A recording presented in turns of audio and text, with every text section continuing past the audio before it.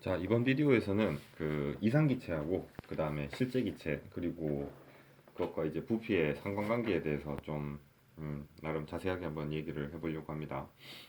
이 비디오를 찍은 이유는 앞에 내부 에너지에서 좀 얘기를 하면서 이제 이상기체에 대해서 얘기를 하고 온도와 열이 먼지에 대해서 좀 얘기를 했는데, 이게 사실 내부 에너지라는 게 어떤 그 분자들의 운동 에너지까지 좀 이렇게 깊게 이해를 하지 않고 그냥 뭐 에너지가 상승했다, 에너지가 낮아졌다, 뭐 이제 뭐 등압이다, 뭐 등적이다, 뭐 이렇게 얘기를 들으면은, 그러니까 이제 압력이 동일하다, 뭐 압력이 뭐 부피가 동일하다, 뭐 그 상태에서 이걸 써야 되는데, 이렇게 외우기만 하면은 사실 좀 납득이 안 되는 게 맞는 것 같아요. 내가 그 학부 때 배울 때도 사실 그냥 그 상황에 이걸 써야 된다라고 외웠었지, 그 내부에 대해서 그렇게까지 깊이 이해를 하려고 해도 이게 뭐 열 에너지라는 게 뭐 분자들의 운동 에너지고, 분자들의 운동 에너지 평균이 뭐 온도고, 이런 거에 대해서 안 배웠으니까 이 좀 아마 이게 어느 선에서 한계에 부딪혔던 것 같습니다. 근데 그렇다고 그걸 이제 다 가르치기에는 그게 이제 대학원 과정까지 포함을 하고 있어서 어느 정도 좀 답답함이 있는 것 같아요. 그래서 어 좀 이런 비디오도 만들었는데, 그 다음에 내가 이 비디오를 찍는 이유도 뭐냐면, 요즘 이제 사실 수업을 온라인으로 많이 합니다. 그래서 나도 이제 그 학생들한테 강의실에서 강의를 못하고 이렇게 비디오로 만들어가지고 수업을 대신하는데, 하다 보니까 참 재밌는 게 뭐냐면은, 실제로 수업을 할 때는 이렇게 진도를 나가다가 학생들한테 이제 좀 진도랑 상관없이 그 부분에서 좀 뭔가 학생들이 재밌어 할 것 같고, 이렇게 좀 어, 그러니까 뭐 내 개인적인 뭐 경험이라든가, 뭐 이제 회사에서 일했던 경험이나 뭐 유학했을 때 뭐 있었던 일, 이런 거를 이제 학생들이 좀 수업 시간에 졸거나 집중도가 떨어질 때 얘기를 좀 해줘요. 근데 그것 중에 의외로 좀 도움이 되는 것들이 많아서 그런 거를 이렇게 학생들한테 얘기해 주는 것도 좋겠다 싶었었는데, 이게 이제 강의실에서 강의를 할 때는 이렇게 좀 졸거나 이럴 때 그런 얘기를 해주면은 이제 좀 주위를 환기를 시키고 다시 강의로 돌아가서 진도를 나가고 뭐 이렇게 하면은 참 좋았던 것 같습니다. 근데 이게 온라인으로 동영상 강의를 만들다 보니까, 이게 강의를 잘 하다가 이제 뭐 이 동영상 강의는 학생들이 뭐 졸거나 이렇게 집중도가 떨어지거나 이런 게 없잖아요, 그죠? 그래서 그 상태에서 내가 갑자기 거기 관련된 딴 얘기를 하기가 좀 어색한 것 같아요. 그냥 그래서 그냥 동영상 강의 찍을 때는 그냥 진도만 쭉 나갑니다. 근데 그러고 났더니 뭔가가 좀 무미건조한 것 같아요. 그래서 학생들한테 이제 숙제로 이제 그 진도는 진도대로 나가고, 이제 따로 뭔가 관련된 내용에서 좀 더 깊게 들어가나, 아니면 깊게 들어가거나, 아니면 가볍게 들을 수 있는 얘기를 이렇게 짧은 클립으로 만들어서 이렇게 올려서 뭐 이렇게 추가로 숙제로도 내주고, 한번 보고 이제 뭐 요약본을 뭐 내라든가 뭐 이런 식으로 숙제로도 내주고 이러면 좋겠다 싶어서 이제 만들게 된 거죠. 근데 만들다 보니까 원래 강의하는 것보다 이게 더 재밌는 것 같아요. 음. 그래서 뭐 이제 앞에 보면은 뭐 학습 동기라든가 내가 포닥때 했던 연구나 아니면은 뭐 이런 거에 대해서 얘기를 많이 했었는데, 앞으로 이제 내가 주력으로 하는 연구인 나노일체하고 나노열 전달에 대해서도 아니 뭐 막 어려운 얘기를 하자는 건 아니고, 이제 거기서 그냥 간단하게 제 흥미 위주로 들을 수 있는 그런 얘기들 좀 많이 만들어 볼까 합니다. 그래서 이 핸드폰 받침대도 원래 차에 쓰던 거, 이렇게 차에서 핸드폰 고정하는 거 떼와가지고 이렇게 집게로 찝어 쓰다가 그게 자꾸 떨어지고 이랬어요. 그래서 봤더니 이미 이게 시스템이라고 하기엔 거창하고 한 5천 원 정도에 이렇게 집게로 해서 이렇게 연결하는 게 있더라고요. 그걸 새로 샀습니다. 그래서 이게 좀 약간 흔들리는데 고정하기는 편해졌어요. 그래서 쓰기도 훨씬 편해졌고 뭔가 진화를 하는 것 같아요. 그래서 이거는 여러분 얘기하지만, 내가 만드는 이 비디오는 그냥 가볍게 듣는 용이지, 이제 수업은 여러분들 학교에서 전공해서 교수님한테 듣고, 진짜 질문도 이제 여러분들 담당하시는 교수님한테 물어보는 게 맞습니다. 그리고 이제 전공 서적, 그죠? 나는 원서 보는 걸 추천하는데, 원서를 보고 이제 스스로 공부하는 게 맞고요. 그러니까 이거는 그냥 나는 이렇게 생각해요. 그러니까 이 비디오를 보고 뭔가 이 부분에 관심 있었던 어떤 학생이 좀 더 기계공학에 대해서 흥미를 느낄 수 있고, 뭔가 이렇게 좀 모티베이션, 그러니까 이제 동기를 이게 괜찮은 분야구나라고 느끼는 데만 도움이 됐어도 굉장히 보람이 있을 것 같아요. 근데 그만큼 내가 비디오를 재밌게 만드는가, 그거는 잘 모르겠어. 나는 내가 찍는 게 되게 재밌는 것 같은데, 옆방에 있는 옆에 있는 이제 친한 교수님하고 얘기를 해봐도, 아니 이거는 말은 이렇게 쉽게 해도 이게 뭐 학부 내용도 아니고 이게 뭐 이렇게 얘기하더라고. 이 교수님들이나 보면은 이렇게도 얘기하는구나라고 그냥 재미 위주로 보는 거지 뭐 이렇게 얘기를 하더라고요. 모르겠어요, 이게 뭐 어떤 의도를 갖고 만드는 동영상은 아니니까 그냥 하는 김에 한번 이 양념 비슷하게 해보는 겁니다. 자, 그래서 이 비디오를 찍은 이유는 그 이상기체하고 그 내부에너지 쪽에서 내가 비디오를 하나 만들었는데 거기서 또 하나 이제 질문이 달렸어요. 그것도 참 신기한 것 같아. 난 이거를 내가 이제 그 수업 듣는 학생들한테는 이제 숙제로 한번 보라고 얘기를 할 수가 있는데 물론 이제 그 학생 중에 한 명인 것 같습니다. 근데 아닐 수도 있겠죠. 근데 이거를 보고 이렇게 댓글로 달리고 이러는 게 참 굉장히 신선하고 뭔가 재밌는 것 같아요. 그래서 그 여러분들 혹시 뭐 전공이나 특히 기계공학 쪽에서 이렇게 공부하다가 좀 이제 잘 모르거나 뭐 이제 문제를 내가 풀어줄 순 없고 이렇게 뭐 좀 개념이나 뭐 상황이나 뭐 미래나 이런 거에 대해서 모르는 게 있으면은 뭐 댓글로 달아주면은 내 시간이 이거를 내가 주로 하는 사람은 아니니까 잘 모르겠어요. 근데 가능하면은 이렇게 한번 이렇게 뭐 답글로 가능한 건 답글로 응답을 달거나 아니면 질문이 재밌으면은 이렇게 비디오로 만들거나 이렇게 한번 해보는 것도 좋은 것 같아요. 진정한 이게 다음 세대, 차세대의 어떤 강의 방법, 소통 방법, 지식 전달 방법이 아닌가 뭐 이렇게 생각을 합니다.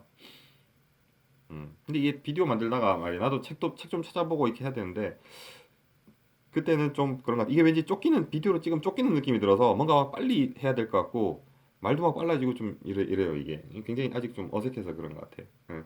근데 아무튼 이제 그 질문은 뭐였냐면은 그 내부 에너지에 대해서 추가로 설명을 했는데 거기에 이제 리얼 게스, 그러니까 실제 게스에서는 이제 분자 간의 상호작용이 존재하니까 자, 이상기체도 아, 존재하지 않는다기보다는 그러니까 존재를 하는데 이상기체라는 상황에서는 그러니까 기체 사이의 간격이 멀리 떨어진 상태에서는 분자 간의 상호작용을 무시해도 결과가 똑같다는 거죠 이제 그게 거의 작동하지 않으니까 네. 근데 어쨌든 실제 계에서는 분자 간의 상호작용이 존재하니까 그 포텐셜 에너지 그 위치 에너지가 있을 것이고 이제 그러면은 그 내부 에너지는 부피와도 관련이 있나요? 이렇게 질문이 달렸습니다. 그래서 이것도 질문이 그러니까 이런 질문이 나오는 게 당연해요. 이게 되게 좀 복잡한 내용하고 연결이 되거든 보면은.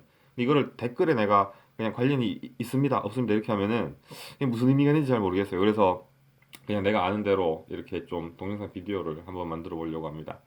그 일단 이상기체라는 거는 뭐냐면은 그 실제 기체들이 서로 이제 공기 중에 공간에 있을 때 그 기체 사이에 분자 사이에 거리가 멀기 때문에 그 분자들끼리 상호작용이 거의 작동하지 않고 그다음에 서로 충돌할 일도 거의 없다고 봐요. 그래서 그냥 날아다니는 운동 에너지만으로 어떤 시스템 에너지를 정의할 수 있을 때 그거를 이제 우리가 이상기체라고 합니다. 그러니까 실제 기체에서 이제 불필요한 부분은 그냥 어차피 이게 시스템에 에너지에 기여를 안 하니까 그냥 생략을 하는 게 맞는 거죠. 없다기보다 생략해버리고 진짜 에너지에 기여하는 부분만 가지고 식으로 서로 상관관계를 만든 게 이제 이상기체 방정식이라는 거죠. 이상기체라는 것은 존재하지 않습니다. 우리 아이디어 속에서만 존재하고 실제 현실에서는 이상기체라는 건 존재하지 않아요. 그냥 우리 개념 같은 거예요. 이제 우리가 그 실제 기체를 이해할 수 있도록 도와주는. 그래서 이제 아이디얼이라 그러죠. 그런 얘기 많이 들었죠. 정삼각형. 현실 세계에서는 정삼각형이 존재하지 않죠. 아무리 그려도 분자 하나 레벨까지 맞출 수는 없죠, 그죠? 근데 이제 그런 정삼각형, 정사각형이라는 개념이 우리가 그거를 바탕으로 어떤 건물이나 어떤 정밀한 기계를 만드는 데 도움을 주니까 그런 도움이 되는 어떤 개념인 거죠. 자, 내가 여기서 하고 싶은 얘기는 뭐냐면 이게 이제 재밌는 개념이더라고. 그 보통 이제 1몰의 기체가 있다고 칩시다. 1몰. 1몰의 기체가 이제 몇 개냐면은 아보가드로 수죠. 그죠? 1몰이라는 게 우리가 뭐라고 하냐면은 6.022 숫자 더 있습니다. 곱하기 10의 23승 개 그죠? 이게 굉장히 많은 숫자예요. 10의 23승이면은 10 동그라미가 23개가 있어요. 6 0 0 2 0 0 0 0 해서 이 소좀 이게 굉장히 이게 뭐 읽는 단위가 있는지도 모르겠어. 뭐 조경 이런 걸로도 하면 안 될 것 같은데 그래서 굉장히 많은 숫자예요. 그죠? 그게 1몰이 있는데 이게 차지하는 공간이 얼마냐면은 이게 이제 그 다들 알죠? 22.41 리터를 차지합니다. 이게 이제 리터라고 하지 말고 이해하기 쉽게 이제 미터 큐빅으로 바꾸면은 0.02241 미터 3승. 그러니까 이제 어떻게 되냐면 1미터, 1미터, 1미터, 1미터, 1미터, 1미터, 1미터, 1미터, 1미터 공간이면은 이게 이제 그 1미터 큐빅이죠, 그죠? 그러니까 이제 0.241을 이거를 이제 3승분 루트를 취하면은 한 변의 길이가 나오는 거예요. 그 안에 몇 개가 있냐면은 6 6022000000 해서 이게 23자리 있는 그만큼 개수가 있는 거예요. 생각해 보면 굉장히 많은 것 같아요, 그죠? 굉장히 많은 것 같습니다. 그러니까 실제로 굉장히 많죠. 굉장히 많은데 문제는 이 분자 하나의 지름이 이제 뭐 축구공 같은 공이라고 가정을 합시다. 실제로는 공이 아니라 중간에 이제 양성자하고 중성자가 있고 그 주변을 이제 전자들이 막 돌아다니는 어떤 구름 형태예요. 구름 형태. 그래서 그 상호작용 힘으로 이게 이제 서로의 존재를 느끼는 어떤 그런 건데, 근데 이렇게 그렇게까지 뭐 양자역학까지 생각하지 말고 그냥 어떤 공이라고 생각합시다. 야구공처럼. 근데 이 공의 보통 이 지름이 어느 정도 되냐면은 0.3 나노미터 정도 돼요. 나노미터. 이게 뭐냐면은 3 곱하기 10의 마이너스 9승 미터 정도 됩니다. 이 0.3이니까 10승이겠네요. 그죠? 0.3 곱하기 10의 마이너스 9승 미터 정도 됩니다. 그러니까 요 굉장히 작죠. 그게 이제 여기서 이게 6.02 곱하기 10의 23승계가 굉장히 많은 것 같아도 이 입자들의 크기가 굉장히 작기 때문에 사실상 이 굉장히 많은 숫자가 들어가 있지만 그 입자들 서로 사이의 평균 거리는 꽤 넓은 편이에요. 자, 내가 이번 동영상에 얘기하고 싶은 포인트는 뭐냐면은 그러면은 과연 얼마나 넓으냐라는 거죠. 자, 얼마나 넓으냐. 자, 그 전에 이제 내가 얘기하고 싶은 게 이제 이상기체하고 실제기체에서 분자 간의 인력을 무시한다 그랬잖아요. 이제 그 이유가 뭐냐면은 이게 이제 포텐셜 에너지라고 그러고 포텐셜 에너지니까 PE라고 표현합시다. 이제 보통 V라고 쓰는데 PE라고 하고 이게 이제 그 두 분자 간의 거리라고 합시다. 두 분자 간의 거리. 중심 거리죠. 이제 하나가 이렇게 떨어져 있을 때 이제 떨어져 있을 때 상호작용하는 힘 중에 뭐가 있냐면은 그 뭐라 그러더라? 극성이라 그러죠. 그거를 전기장, 일렉트로 스태틱 포텐셜을 한글말로 뭐라고 하지? 아무튼 그 전하끼리 예를 들어서 이제 마이너스끼리는 서로 밀 거고 플러스끼리도 밀 거고 이제 플러스 마이너스끼리는 서로 땡기죠, 그죠? 요거 같은 경우는 이제 그 포텐셜 에너지를 이제 보통 Q라고 할 때 이게 R분의 Q1, Q2의 어떤 상수 뭐 이런 식으로 표현이 돼요. 그러니까 이제 전하의 세기, 이제 차지, 그 전극 차지 전기력의 세기가 있고 그 세기가 뭐냐면은 R분의 거리분의 1이니까 이게 어떻게 되냐면은 거리가 멀어지면은 이게 에너지가 이걸 대문자 Q로 하는 게 낫겠다 그죠? 대문자 Q로 이 에너지가 점점 줄어들죠. 포텐셜 에너지가. 그러니까 가까우면은 이제 포텐셜 에너지가 커지고 멀면은 약해지는데 그 비례 정도가 어디냐면은 이제 R분의 1인 거예요, 이제. 그러니까 1m일 때는 그냥 뭐 비례가 1이고 10m일 때는 10분의 1로. 그러니까 거리의 분의 1로 이제 반비례해서 줄어드는 거죠. 그죠? 그게 이제 보통 차지. 그러니까 플러스 마이너스에 의한 어떤 그런 힘입니다. 근데 이 분자력 반데르발스 힘이라는 게 뭐냐면은 보통 이온 반응 경우에는 이런 식으로 차지의 서로 세기가 서로의 이제 어떤 포텐셜을 정의를 하죠. 서로 상호작용을. 근데 이제 예를 들어서 그 뭐 알곤이나 이제 니온 같은 어떤 전극을 띠자는 중성의 어떤 원자들도 있어요. 분자도 그렇고. 근데 이제 얘들도 뭐냐면은 실제로 중간에는 중성자가 있고 이제 중성자 양성자가 있고 전자가 이제 도는데 이게 이제 평균을 내보면은 이게 중성인 거예요. 이제 플러스 마이너스가 거의 이제 뭐 합쳐 이제 평균을 내보면 0이니까. 근데 이게 이 주변을 굉장히 빠르게 돕니다. 그래서 사진을 착 찍으면은 이게 원래는 이제 뭐라 그러지? 원래는 이제 막 빨리 돌고 중간에 플러스 마이너스 있고 자석을 막 정말 빨리 돌린 것처럼 그래서 플러스 마이너스가 서로 중성이 돼가지고 뭐 전극을 띄지 않는 것처럼 보일 수도 있지만 실제로 매 짧은 순간에 사진을 착 찍어 보면은 이 전자가 어느 한쪽으로 치우쳐 있어요. 이렇게 움직이다가 뭐 멈춰 이렇게 하는 거예요 이제. 그래서 이게 사실은 모델링 할 때 어떻게 했냐면은 이제 플러스하고 마이너스의 다이폴이라 그래요. 이게 전극을 띠고 있는 녀석이 회전을 한다고 생각합니다. 이제 회전을 막 하면은 평균 내면 플러스 마이너스가 0일 거 아니에요, 그죠? 근데 이렇게 회전할 때 실제로 한쪽에도 플러스 마이너스 두 개의 이제 어떤 중성의 평균적인 값을 가지는 녀석을 회전을 시킨 다음에 회전시킨 것으로 이제 그 서로 간의 상호작용 인력을 이 식을 바탕으로 적분을 하면은 이게 0이 상호작용 인력이 0이 나오는 게 아니라 서로 약하게 당기는 인력이 나와요. 근데 그 적분을 하게 되면 적분하면서 이게 계산이 어떻게 되냐면 거기에 해당하는 에너지, 그냥 PE라고 씁시다. 에너지는 거리의 6승에 이제 비례를 합니다. 그러니까 이건 이제 거리의 6승에 비례를 하니까 좀 지저분하네. 거리의 6승을 비례하니까 아래 6승으로 비례를 하니까 아까는 1일 때는 1에 비례하고 2일 때는 2분의 1, 3일 때는 3분의 1이죠. 그죠? 근데 아래 6승은 굉장히 빨리 작아져요. 0으로도 빨리 수렴하고 1이면은 1, 2이면은 2의 6승분의 1, 10이면은 10의 6승분의 1이니까 실제로 이게 이제 포텐셜 라인을 그려보면은 이 점을 기준으로 이제 이게 플러스는 서로 미는 힘이고 이 마이너스는 뭐냐면 서로 땡기는 힘이 됩니다. 그래서 이게 이런 식으로 나옵니다. 커브가. 그래서 이 부분에서 이제 당기는 힘이 가장 세지고 실제로 이 거리가 어느 정도 되냐 하면은 이제 분자의 한 1나노미터 정도 돼요.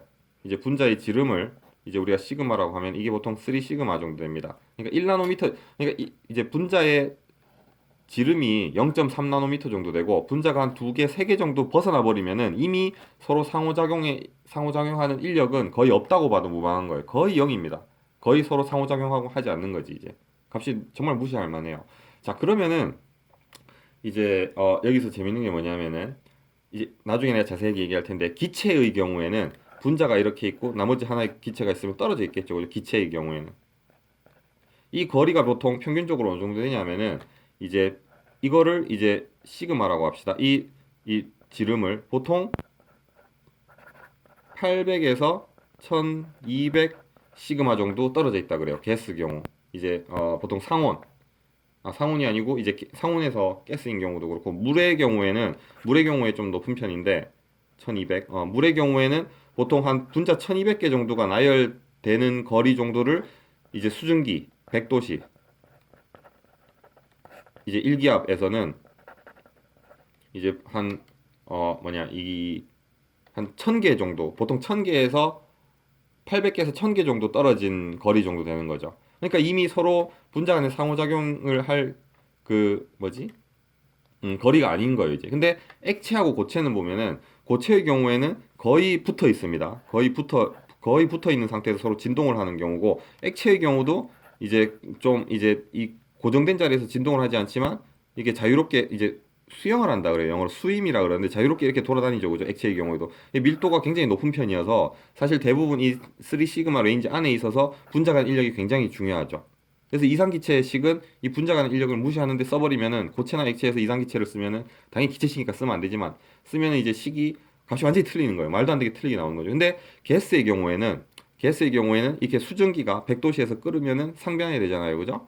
이렇게 있고 뭐 이렇게 떨어져 있으면 이 거리가 보통 자기 자신의 크기보다 한 1000배 정도 떨어져 있단 말이에요. 1000배 정도. 그러니까 이미 서로 상호작용을 할 일도 없고 얘들이 날아다니는 속도가 굉장히 빠릅니다. 보통 음속보다 약간 낮은 정도인데 음속이 한 320m per sec 정도 되죠. 1초에 320m, 330m 정도 가는데 보통 그 레인지 부근이에요. 내가 학생들하고 계산해 보면은 보통 300m per sec에서 500m per 초 정도로 빠르게 날아다닙니다. 그리고 이게 좀 날아다니다가 서로 충돌할 일이 거의 없는 거예요, 이제. 특히 압력이 낮아져서 거리가 멀어지면 더 그렇겠죠, 그죠?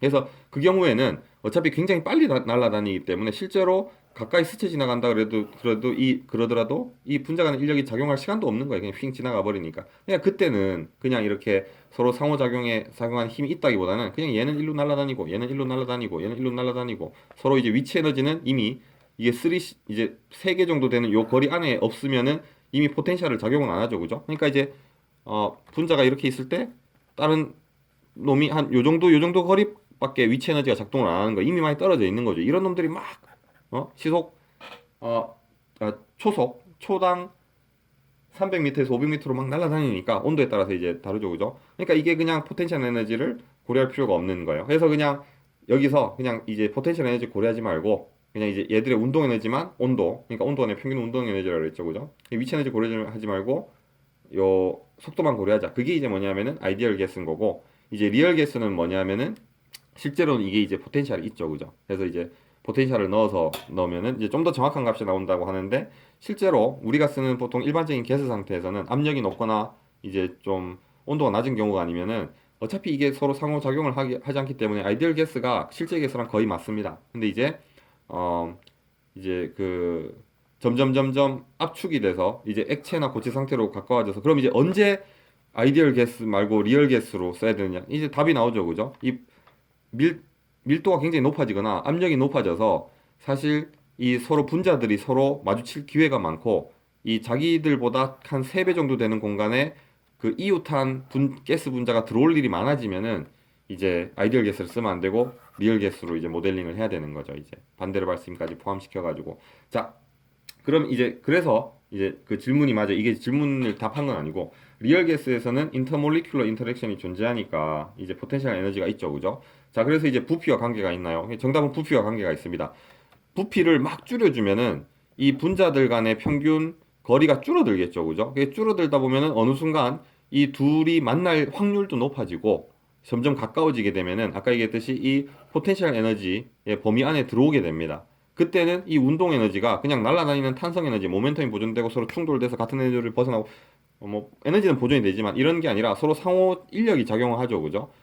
그러니까 이제 이 둘 사이에 스트레스도 존재하게 되고 땡기는 힘 같은 게 이제 존재하는 거예요. 그냥 자기 혼자서 뿅뿅 날아다니는 게 아니라 서로 이제 인력 같은 게 존재를 하게 되는 거죠. 이제 그러면은 그거를 포함시켜서 풀어야 되는 거죠. 그건 아마 여러분들 대학원 가면은 그런 걸 포함시키는 식이 또 있어요. 그렇게 정확하진 않은데 그거에 대해서 이제 대학원에서 보통 배웁니다. 그래서 뭐 그렇게 되는데 자 거기서 이제 부피가 이제 중요한데 그래서 이제 그 내부 에너지라는 게 결국에는 이 입자들이 갖고 있는 평균적인 그 전체적인 어떤 운동 에너지잖아요. 그죠? 운동 에너지와 위치 에너지 합이라는 말이에요. 그래서 이게 이제 일반적인 가스 상태일 때는 위치 에너지라는 게 거의 존재하지 않잖아요. 왜냐하면은 분자들 간의 간격이 너무 떨어져 있기 때문에.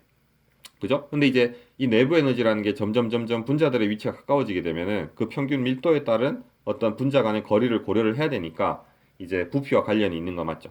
그래서 사실 그 CP 값하고 CV 값이라고 나오죠. 그죠? 그것도 중요한 거예요. 그거는 사실 그 분자 간의 위치라기보다는 이게 이제 예를 들어서 이 어떤 공간 안에 있는 입자들의 온도를 높여주면은 운동 에너지가 높아지니까 더 빨리 움직이겠죠, 그죠? 그럼 빨리 움직이는 만큼 이 벽을 분자들이 더 빨리 친다는 말이에요. 그게 이제 압력이 높아지는 거예요. 여러분들이 힘을 느끼는 거죠.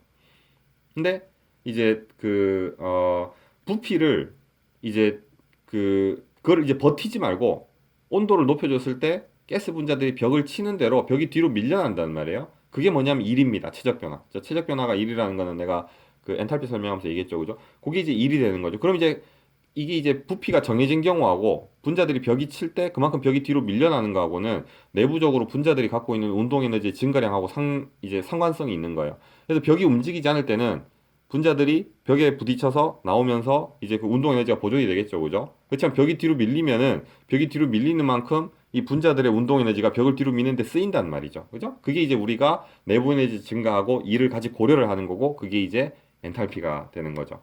그래서 실제로도 이제 내부 에너지를 계산하고 이제 어떤 시스템의 에너지를 계산할 때 최적 변화, 부피 변화하고 이제 내부의 운동 에너지 증가, 온도 증가에 따른 내부 에너지 증가를 이제 부피 변화를 포함해서 고려를 해야 되고 우리가 이제 이 연력학에서 이제 내부 에너지 증가를 할 때 이게 그 등압 과정이냐 그러니까 컨스탄트 프레셔 일정한 압력에서 이렇게 에너지가 변했느냐 아니면은 일정한 최적에서 이 에너지가 변했느냐 그것도 굉장히 중요하죠. 왜냐하면은 일정한 압력에서 분자들의 운동 에너지가 증가한 케이스하고 일정한 내가 압력이라고 그랬죠. 일정한 최적에서 분자들의 운동 에너지가 압력으로 변하는 케이스하고 내부의 분자들이 이제 받은 에너지가 열로 받은 에너지가 운동 에너지로 변환되는 데 있어서 이제 다 운동 에너지로 갔는지 운동 에너지로 갔는지 아니면 부피를 팽창하는 데 쓰였는지 그거를 따로 고려를 해줘야 되는 거죠. 그래서 부피와 연관시켜서 이 분자들의 평균 운동 에너지를 공급해주면 온도가 올라가고 그 분자들 운동 에너지가 활발해진다. 근데 그거를 이제 정해진 공간에서 이제 그 운동 에너지를 감당해낼 것인가 아니면은 온도가 올라가는 만큼 이 벽들이 뒤로 밀려가면서 내부 운동 에너지들이 활발해지는 만큼 이제 그죠? 그래서 만원 버스에 사람들이 자꾸 들어와서 타면 점점 비좁아지잖아요, 그죠? 근데 버스가 점점 커지면은 이제 좀 사람들이 열을 덜 받겠죠. 근데 이제 버스는 고정되어 있는데 막 사람이 계속 타면은 버스가 열을 받겠죠. 이게 좀 적절한 예가 아닌가. 아무튼 뭐 그렇습니다. 그래서 한 번쯤 생각해 볼 문제예요. 분자 간의 평균 그 거리에 대해서. 그리고 또 하나가 내가 이거를 실제로 계산을 해서 알려주려고 그랬어요. 1000배 정도 되는 거를. 그래서 이제 22.4리터가 이렇게 되니까 이거를 삼승근 루트에 넣고 이 분자들의 개수도 3000 공간에 하나씩 나열하면은 평균 거리가 나오겠죠. 그죠? 그래서 이제 삼승근 루트에 넣어가지고 이렇게 풀려고 했는데 이게 생각보다 계산이 좀 길더라고. 삼승근 루트 들어가고 이제 계산도 복잡하고 그래서 내 생각에 인터넷에서 누가 분명히 해놓은 사람이 있을 것 같아요. 당연히 한글로는 찾아보면 없습니다. 그런 거는 영어로 찾아봐야 돼요. 그래서 여러분들 영어를 알면은 구글이나 이런 데서도 지식에 그 액세서블할 그러니까 이게 접근할 수 있는 정보량이 굉장히 많아져요. 그래서 계산을 하다가 이거는 내가 계산을 한다 그래도 뭐 간단하긴 한데 이게 여기다가 이제 구구절절 적는 건 좀 아닌 것 같다 싶기도 했고 근데 또 하나가 있은가 찾아봤더니 재밌는 게 있더라고. 이제 다른 방식으로 계산을 한 거예요. 그게 뭐냐면은 그 spark.iop.org라는 웹사이트인데 이렇게 계산을 했더라고. 이렇게 뭐 그리드로 나눠가지고 계산한 게 아니라 보통 이제 그 상변환을 가지고 그 액체일 때와 기체일 때의 부피비를 계산해 놓은 사이트가 있더라고요. 이제 본인도 계산을 해서 이제 홈페이지에 올렸겠죠. 대학 웹사이트였는데 이제 뭐라 그러냐면은 보통 공기가 액체 상태일 때의 부피하고 기체 상태일 때의 부피가 비가 1대 750 정도 되고 그다음에 CO2 이산화탄소의 경우에는 액체일 때는 부피가 액체일 때 부피가 이러라 그러면은 얘가 기화돼서 같은 온도 같은 압력에서 이제 세츄레이트 돼가지고 증발을 했을 때 비가 850대 1 정도 된다고 하더라고. 그래서 내가 액체 대 기체의 비가 이제 800대 1200이고 이래는 얘기한 거고 물의 경우에는 한 1대 1200 정도 된대요. 그러니까 액체일 때 부피가 1이던 녀석이 얘가 100도씨에서 끓어서 기체가 되면은 부피가 이제 한 1200배 정도 늘어나는 거죠, 이제. 그거를 내가 분자 간의 거리라는 걸로 쓴 거예요. 왜냐하면은 액체일 경우에는 거의 붙어 있거든. 거의 붙어 있는데 이 부피가 있죠, 그죠? 얘를 이제 기체로 만들면은 이게 기체니까 이제 날아다닌단 말이에요. 그때 부피가 1000배 정도 늘어나는 거예요, 이제. 그래서 그거를 보면은 보통 이제 기체 상태일 때 분자 간의 평균 거리가 얼마 정도 된다. 이제 액체와 기체의 부피비가 그냥 분자들 간의 기체일 때의 평균 부피 거리비랑 거의 같아지는 거죠. 근데 요거를 왜 얘기하냐면은 사실 열역학에서 여러분들이 증기기관 먼저 배우잖아요. 그죠? 증기기관 배우고 그 다음에 이제 랭킹 사이클 배우고 그 다음에 이제 개솔린으로 넘어갑니다. 그게 이제 이유가 있어요. 왜냐하면은 옛날에도 석유가 있었어요. 근데 이제 석유로 내연기관이 먼저 나오진 않았죠. 증기기관을 만들었는데 그 기본적으로 열 에너지를 일로 변환하려면은 부피 팽창이 필요해요. 부피 팽창이. 근데 열 에너지를 이제 운동 에너지로 이거 열 에너지를 일로 변환할 때 뭐 철에다가 열을 가하면은 팽창은 하죠. 굉장히 조금 팽창합니다. 아니면은 여러분 풍선에다 공기 넣는 다음에 열을 가하면은 팽창은 해요. 근데 이게 조금 팽창해요. 뭐 많아봤자 1cm? 뭐 아니면은 뭐 그죠? 근데 이게 팽창해서 열이 일로 변했는데 우리가 쓸 수 있는 가용한 진짜 이렇게 뽑아낼 만한 그런 충분히 유용한 일이 아닌 거예요. 근데 사람들이 봤더니 일단 주변에 있는 거에서부터 시작하잖아요. 그죠? 물을 봤더니 물이라는 녀석은 게다가 이제 뭐 가스나 이런 거는 열도 많이 가해줘야 되는데 물은 우리 주변에서 끓일 수 있는 온도 한 100도씨 정도 그냥 나무만 태워도 나오는 열인 거예요. 100도씨 정도로만 끓여줘도 얘가 부피가 1대 1000으로 팽창하는 거예요. 1대 1000으로. 게다가 식혀주면은 얘는 다시 물이 돼. 그러면서 1000분의 1로 줄어드는 거예요. 크기가 1에서 1000배까지 늘어났다가 1000배에서 1로 줄어들고 부피 팽창이 굉장하죠. 그죠? 부피 팽창이. 그러니까 이게 게다가 그 작동 범위 온도도 우리가 주변에서 요리할 때 쓰는 온도 범위에서 부피가 1에서 1000배까지 팽창을 왔다 갔다 하는 거예요. 이거 봤더니 우리가 열로 충분한 부피 팽창으로 유용한 일을 뽑아낼 수 있겠구나. 그래서 제일 먼저 쉽게 시작한 게 물을 끓여가지고 수증기를 만들어서 부피를 팽창시키는 거였고 그게 이제 증기기관이었던 거죠. 근데 이게 그러고 봤더니 물을 봤더니 이게 물을 끓여줘야 되는 거예요. 이제 물을 끓여주고 부피 팽창을 썼었는데 물을 밖에서 끓이고 물이 팽창했다가 줄어들고 뭐 이랬었는데 이제 사람들이 석유를 본 거예요. 석유를. 근데 석유를 끓여가지고 뭐 부피 팽창시키고 이 얘기를 하려는 게 아니라 석유는 재밌는 게 뭐냐면은 한 1cc 정도 굉장히 작은 양입니다. 부피가 굉장히 작아요. 근데 얘를 끓여서 상변을 하는 게 아니라 재밌는 게 여기다 불을 붙이면은 자기가 불 타면서 온도하고 압력이 상승하고 이제 화학 반응을 통해서 산소만 공급해주면은 연소기체가 되죠, 그죠? 이 연소기체가 마찬가지로 부피가 한 1000배 정도 팽창하는 거예요. 근데 재밌는 게 뭐냐면은 얘는 외부에서 열을 가해줄 필요도 없어. 스파크 딱 해주면은 지 혼자 이제 불을 붙어요. 식혀줄 필요도 없어요. 그 열하고 배기가스를 밖으로 배출해 버리면 돼요. 그러니까 이제 환경오염 문제가 생긴 거죠. 그죠? 했더니 훨씬 더 시스템이 간단해진 거예요. 그래서 더 작게 만들 수 있는 거죠. 그래서 옛날에 증기기관은 기차 같은 큰 시스템에 썼다가 이제 디젤 기관, 이거 개솔린 기관이라는 걸 만들었더니 이게 더 작고 컴팩트해지고 그냥 공기하고 연료를 넣은 다음에 내부에서 태워버리고 연소에 의한 팽창, 유용하게 팽창하죠. 굉장히 효율적으로 쓸 만큼 팽창하는 거예요. 팽창시킨 다음에 가스는 버려버리면 되는 거예요. 이제 그렇게 나온 게 이제 내연기관입니다. 그래서 보면은 내연기관, 그 다음에 증기기관이 원리적으로는 하나도 다른 게 없어요. 그냥 같은 기계공학에서 내부적인 원리는 같은 건 거죠, 이제. 그럼 그 다음에 이제 제트 엔진 뭐 이런 건데, 그것도 마찬가지로 압력 넣어준 다음에 연소시켜가지고 팽창된 걸로 이제 피스톤을 미는 게 아니라 대신 터빈 날개를 미는 거예요. 추진력이 훨씬 세죠. 그러니까 이제 하늘을 날아다니는 거고, 뭐 이런 거예요. 전기자동차 같은 경우. 전기자동차도 옛날에는 내부에서 연소시켜가지고 피스톤이 바퀴를 직접 돌렸는데, 이제 전기자전거는 그 중간에 에너지를 보관할 데가 없었어요. 근데 배터리 효율이 좋아졌죠. 그죠? 그래서 그냥 내부 이제 피스톤 실린더에서 자동차 직접 태우지 말고 발전소에서 중앙 집중 방식으로 태운 다음에 에너지 만든 다음에 중간에 배터리 보관만 하는 거죠, 이제. 그러니까 내부 엔진이 빠져서 발전소로 간 거지. 전기 자동차도 옛날에 나오던 전기기관부터 지금 나오는 제트 엔진부터 해가지고 이제 연력학적 에너지 변환의 원리에서는 변한 게 하나도 없어요. 그냥 중간에 어떤 보관할 수 있는 시점이 되고 에너지를 전달하는 어떤 디바이스만 좀 더 바뀐 거지. 뭐 그것도 발전이라면 바뀔 수가 있겠다. 뭔가 획기적인 변화는 아니라는 거죠. 음.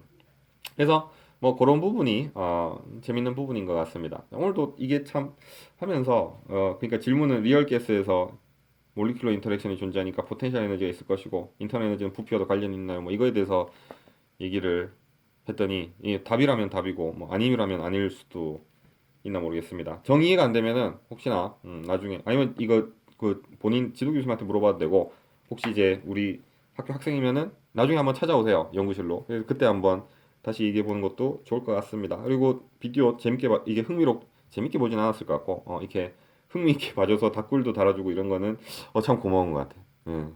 그리고 음 그리고 또 드는 생각이 이제 제 온라인 수업에서도 학생들이 그 우리 U 클래스에 질문이 많이 다는데 거기도 나름 성의 있게 답을 하려고 합니다. 이제 거기도 좀 더 신경을 써야 되겠다. 뭐 이런 생각도 듭니다. 자, 오늘 비디오는 여기까지 찍겠습니다.